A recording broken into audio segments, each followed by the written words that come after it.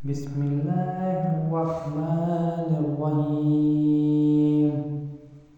حدیث مبارک سیدنا انس بن مالک رضی اللہ تعالیٰ عنہ کہتے ہیں کہ رسول اللہ صلی اللہ علیہ وسلم نہ بہت لمبے تھے نہ بہت چھوٹے قد کے، نہ بالکل سفید تھے نہ بالکل گندمی۔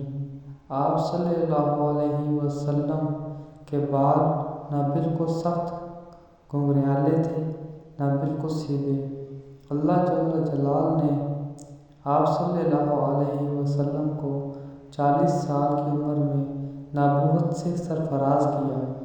پھر آپ صلی اللہ علیہ وسلم 10 برس مکہ میں رہے اور 10 برس مدینہ میں، اور 60ویں برس کے آخر میں اللہ تعالیٰ نے آپ صلی اللہ علیہ وسلم کو اٹھا لیا، تو اس وقت آپ صلی اللہ علیہ وسلم کے سر اور داڑھی مبارک میں 20 بال بھی سفید نہ تھے۔